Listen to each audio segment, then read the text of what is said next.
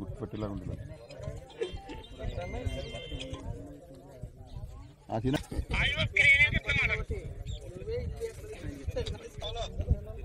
अरे उसको इधर ले आना, क्रेन को इधर ले आना, उधर से ऊपर से मैं बात।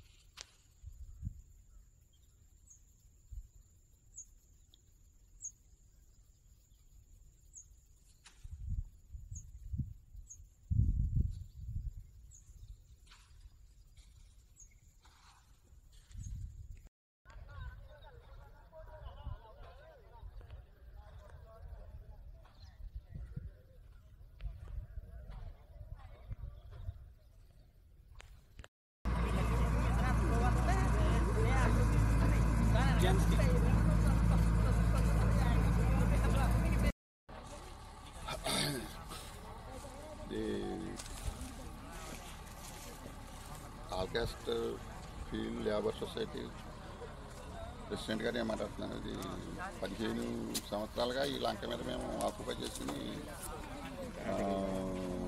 బోర్లు వేయించుకుని పంటలు పండించుకుని జీవనోపాధి చేస్తుంటే గత ప్రభుత్వంలో వచ్చిన ఎమ్మెల్యే గారు, వైఎస్ఆర్ ప్రభుత్వంలో వచ్చిన ఎమ్మెల్యే గారు మీ పట్టాలు ఇప్పిందామని చెప్పేసి దాన్ని పట్టాలు ఇప్పిందామని చెప్పి తీసుకుని మొత్తం ఈ 5 సంవత్సరాలు కూడా భూస్థాపితం చేసేసి లంకని మా పాయింట్లు ఇంట్లో అన్నీ ఎరగొట్టేసి భూస్థాపితం చేసేసారు. పైన కానీ పట్టాలు కూడా ఇవ్వలేదు. మాకు ప్రభుత్వం అయిపోయిన తర్వాత కొత్త ప్రభుత్వం, కూట ప్రభుత్వం వచ్చిన తర్వాత కూడా అదే దాంతో క్యాండిడేట్ని మార్చి మేము నెగ్గించుకున్నాము.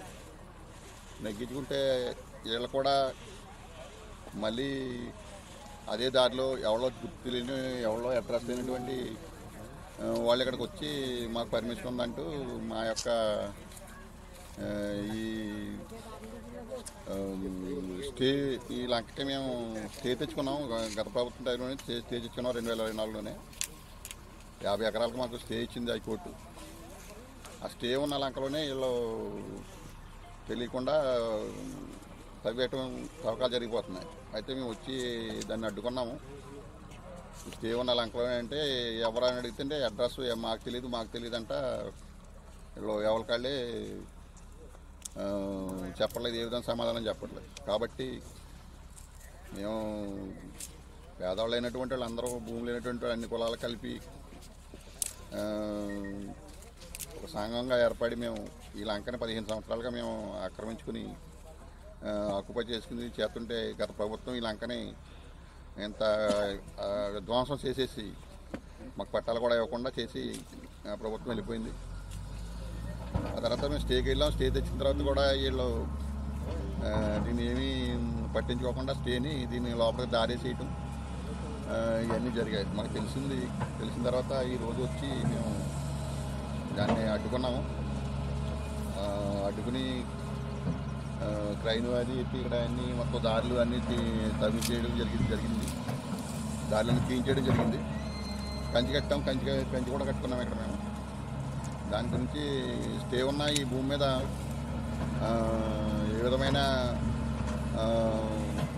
తవ్వకాలు కానీ ఏ విధమైన ఇతరులు ఎవరు ఏ విధంగా ఆక్రమణలు కూడా జరగకుండా చూడవలసిన బాధ్యత కూడా ప్రభుత్వానికి ఉంది, పోలీసు వారికి ఉంది.